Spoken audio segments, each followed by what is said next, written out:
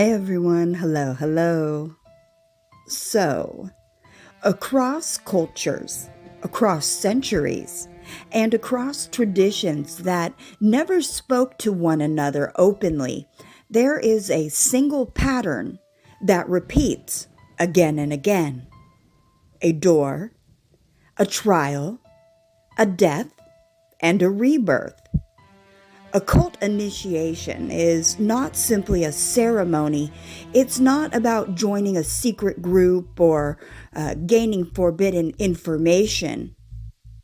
It is a controlled psychological and spiritual crisis designed to transform a human being from the inside out. So today, we're exploring occult initiation, what it really is, why it has always been dangerous, and why most people were never meant to pass through it. At its core, occult initiation is a formal, ritualized passage from one state of being to another. The word initiation comes from Latin and means to begin. But paradoxically, initiation always begins with an ending. The initiate must symbolically die to old identities, die to inherited beliefs, die to unconscious emotional reactions, and die to the illusion of being separated from the world. Only then can something new be born. This is why initiation has always been secret, selective, psychologically intense, and dangerous without preparation. Because it does not test what you know, it tests what you are. Despite the dramatic symbolism, occult initiations are not about external suffering. They are internal trials designed to re-engineer consciousness itself. Before higher knowledge can be transmitted, it must be cleansed of inner noise. This does not mean moral purity. It means freedom from compulsive thinking, release from emotional distortion, the ability to observe without immediate judgment. A chaotic mind cannot receive subtle truth. Initiation begins when the candidate can hold inner silence without fear. In Hermetic terms, this is the balancing of the mental plane. Occult traditions treat the mind as a tool, not as an identity. The initiate must learn to direct thought deliberately, to sustain abstract contemplation, to think symbolically rather than literally. This is the gateway to what esoteric schools call higher cognition, the ability to perceive meaning beyond form. Without this mastery, higher knowledge becomes fantasy, delusion, or ego inflation. Fear is the great gatekeeper.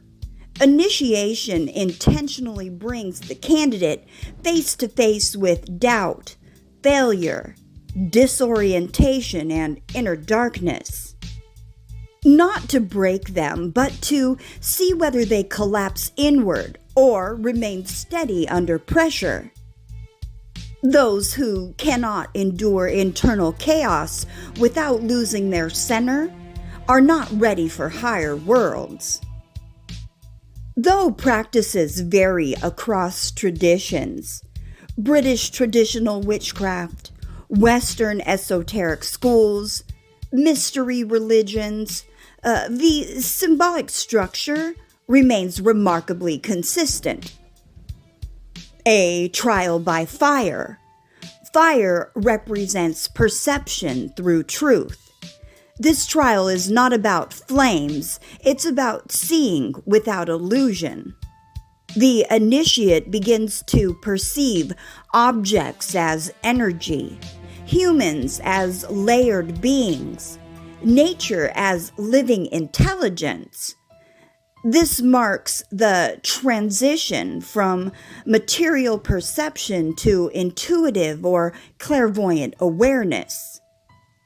The burning is the destruction of false interpretations. Nearly all initiations include a ritualized death, laying in darkness, being bound, being blindfolded, entering a coffin or tomb-like space. This is not theater. Psychologically, it severs the initiate from their former self-image.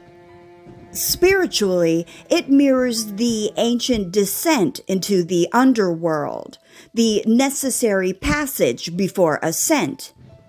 When the initiate rises, they are not the same person who entered. This is the moment of no return, often involving a symbolic blade at the heart or throat. It signifies surrender of ego, commitment beyond fear, willingness to be transformed entirely. This is the point where many turn back, because once crossed, the inner world cannot be unseen. Many esoteric systems, most notably those described by Rudolf Steiner, outline 3 primary stages. Number 1, the trial of fire, a refinement of perception. The initiate learns to see reality stripped of illusion.